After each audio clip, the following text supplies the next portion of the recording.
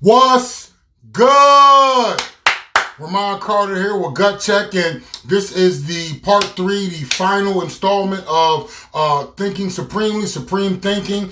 In parts 1 and part 2, we talked about intentional thinking, right? We talked about quiet time, alone time, so that you're able to hear that small, still voice, right?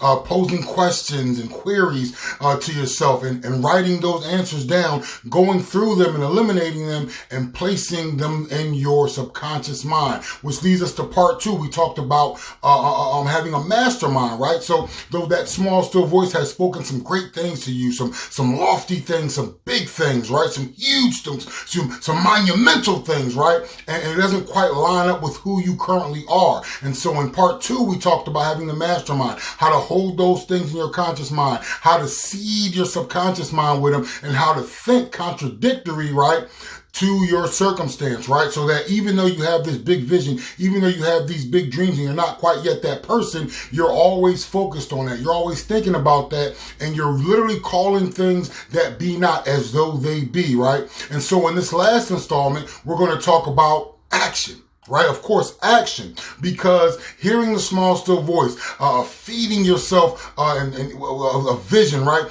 only takes you so far. You know, you don't just want to be a castle builder, right? You want to be a dreamer who is adept in the skills of manifestation and bringing those things to pass. And finally, it is deliberate action. Deliberate action is the final piece to supreme thinking, right? So let's just say that you want to be an author, and in your small, quiet time, you said, what is your purpose? What is your passion? What is your destiny? And you came up with author. You came up with writing books, right? And so now you're putting that in your subconscious mind. You've never written anything. You don't know where to start, but you've placed it in your mind. Well, then the next logical step is going to be to begin to write.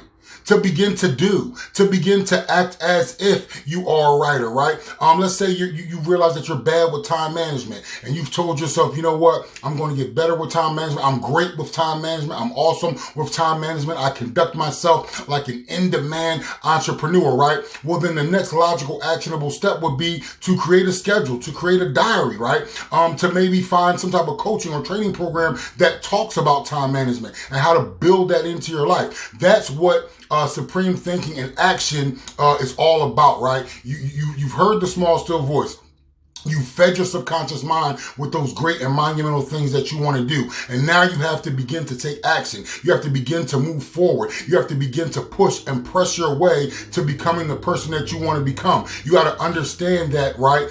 You're not going to be perfect, right? But that you're going to do it imperfectly, right? You're going to understand that you don't have to be perfect to make an impact. That's right. You don't have to be perfect to make an impact. You guys have watched this, the growth and the evolution of this gut check movement. You've seen me with different backgrounds. You see me with weirdo lighting. You see me sweating. You see me with faded shirts, wrinkled shirts. That's because my commitment to the movement is such that I won't let anything stop me. My goal is to reach 1 million people with the gut check message, for 1 million people to understand that they, if they're out of place, they need to find their authentic identity. They need to find their garden where their genius is released. And once their genius is released in that place, they get to shoot off to the moon, right? That the exponential growth of their life will be based upon their thinking, right? Because your life flows in the direction of your dominant thinking. And of course, once you begin to have subconscious thoughts that line up with who you are, of course, you'll start to build habits and do things and make choices and have actions that are subconscious, right? That just naturally occur. But it's going to take a lot of intentionality on your part with these actions. You're going to have to be different. It's going to take action to cut the TV off. It's going to take action to put down the Harlequin novel or the fun novel and pick up a self-improvement book. It's going to take action to sit down and begin to study your craft. It takes building of skill to become who you want to be, right? Gifting and talent and calling is nothing without building the requisite skills, without becoming the person to make good on what's inside of you, to make good on the greatness that you have in you, to make good on all your dreams and things that you want to do, right? Dreams do come true. All you have to do is begin to change your mindset, and you can wake up and live them. And this is an important thing in the gut check model, because we talk about mindset, right? We talk about thinking. We talk about habit. We talk about a formation of a person that's going to do what they're called to do. You know, you'll never rise higher than your self self-image of yourself, right? So you have to expand your self-image. How you expand your self-image is to begin to take action, to begin to fall on your face, to begin to make mistakes, to begin to fail forward, to begin to build your acumen and your prowess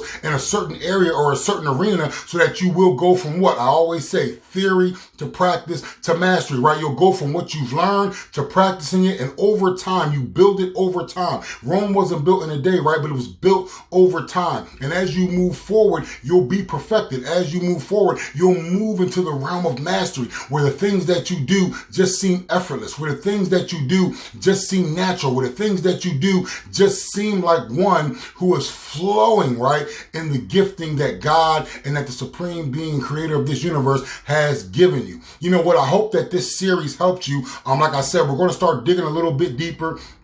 I'm going to look at my notes, look at my stuff, and see what we're going to break out next week. But man, if you haven't seen part 1 or part 2 of Supreme Thinking, man, go back and check it out. It's simple things and simple steps that will lead you down the path you want to be. And although they're simple, they're going to take your effort, right? They're going to take your sweat equity. They're going to take your work to bring those things about. But I hope and I pray that you will implement these strategies into your life. And if you do, you'll see that your life and that your things that you seek to have are greatly improved. You'll see yourself rising to the next level. And what that does is that gives you momentum. What that does is that gives you a stronger faith, right? Because you'll see yourself becoming the person that you desire to become. And once you see yourself on that road, it's going to be hard to pull you off that road. It's going to be hard to pull you off the target. It's going to be hard to miss the mark of what you want to become, right? It's the principle of the path, as Andy Stanley says.